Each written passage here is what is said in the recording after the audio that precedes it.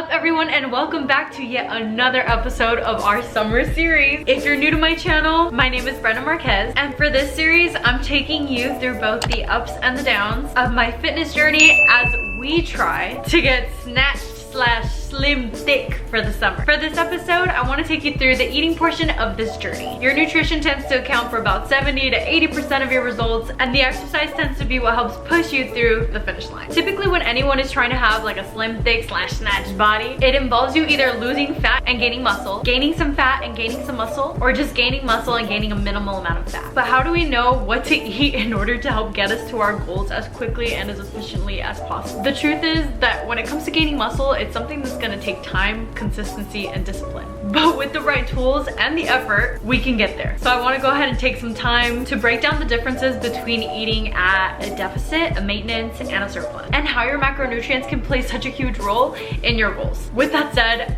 I think that where I tend to mess up the most is constantly changing the amount of food that I eat because I'm just so impatient.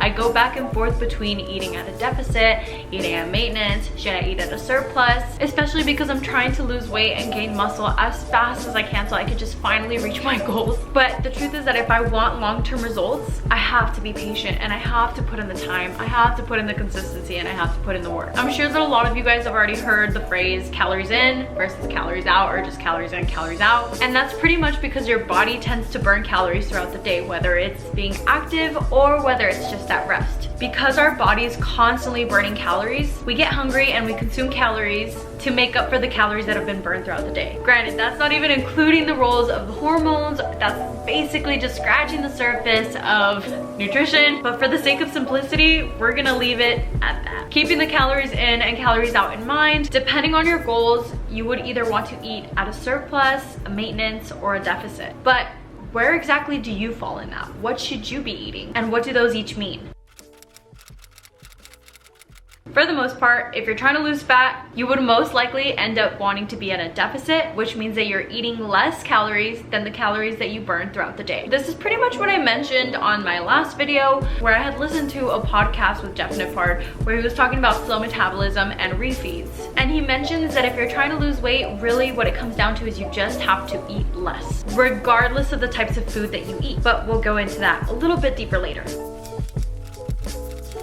So let's say that you're not trying to lose weight and you're not trying to gain weight. That's kind of where I was at originally when I went to a maintenance. Maintenance is basically you end up eating the same amount of calories that you're burning throughout the day so that you're not gaining or losing any weight. But it can still play a role in affecting your body composition and whether you help, like, in a sense, decrease fat mass and increase muscle mass. So this one seems to be a little bit straightforward, but it can also be a little bit confusing because when I was eating in a maintenance, for example, I lost fat, but I also gained some muscle. But on the scale, it still looked like I have gained some weight. So I'm not really too sure. I was a little bit confused on that one as well, but typically if your goal is to maintain weight, then you tend to eat the same amount of calories that you burn throughout the day. So then what if you're trying to gain some weight? Then that's when eating at a surplus comes into play. You would have to eat more calories than you burn throughout the day. The scary part about eating at a surplus for me is the gaining weight part, because I didn't know if I was gonna gain a lot of fat. I didn't want to gain too much fat and end up losing what I had worked so hard for, was like slimming down. But the type of weight that you gain is going to depend on your breakdown of your macronutrients and where you're getting those nutrients from. So your macros, again, just in case, are your proteins, your carbs, and your fats. There are a couple articles that I looked into for the sake of this video, and I'll go ahead and I'll link them down below so that you guys can access them. They're free, so you guys can read them whenever you guys want, just to double check the facts. But one of the articles broke subjects down into a few different groups, where one group would eat more fats than carbs, another group would eat more carbs than fats, and then another group would eat about the same carbs and fats, but low protein. Each of the groups would have a less than 15%, so anywhere between 10 to 15% protein. And what they found at the end of the study was that the people that consumed more fats ended up gaining more fat mass than they did losing. And those that had more carbs ended up gaining less fat mass, if that makes sense, than the people that had more fats in their diet. Then there was another study where they tested out high protein diets versus high carbs or high fats. They focused more on high protein diets and seeing how the subjects would react to that kind of diet. And what that article showed was that there was more benefits for promoting body composition or muscle mass with the subjects that had a higher protein diet. And a high protein diet basically showed the most benefits for promoting or body composition that was higher in muscle mass than in fat mass. And that's even while they were eating in a surplus. So now the question is, how do you break down your macros? What are the appropriate macros for the goal of gaining muscle and losing fat?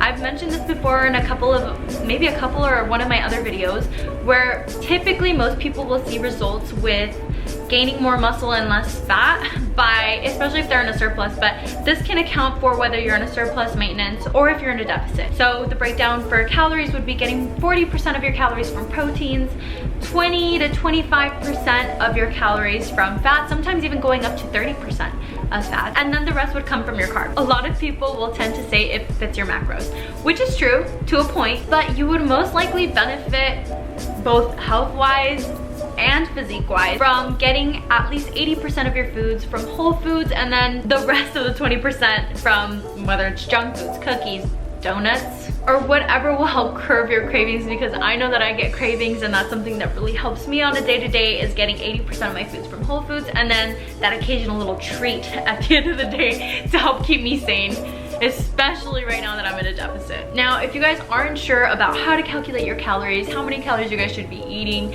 breaking down your macros, whether it's for a deficit, a maintenance, or a surplus, you could literally go on Google and search calorie calculator, and it will pull up so many different options, so many different websites that are free for you, and they'll mostly just ask you for your weight, your height, how active you are, which it'll break all of that down for you, whichever option fits best for you.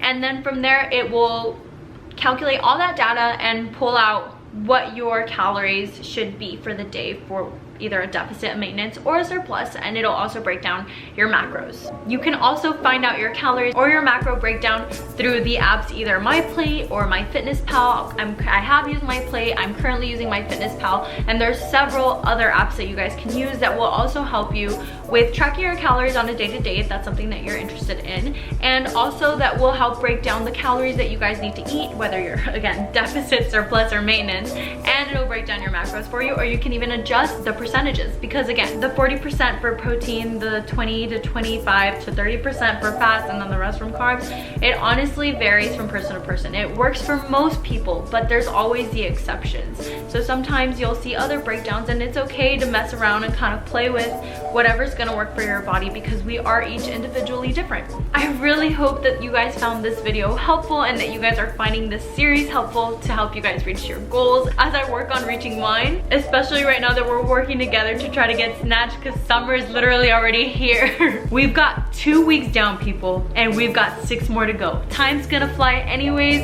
so you might as well let it fly as you're working towards your goals and meet those goals without having to look back and be like, shoot, I should have or I could have done more. If you guys aren't already following me, feel free to follow me at my Instagram at Brendita_143, where I'm posting a bit more regularly on there than I am on YouTube.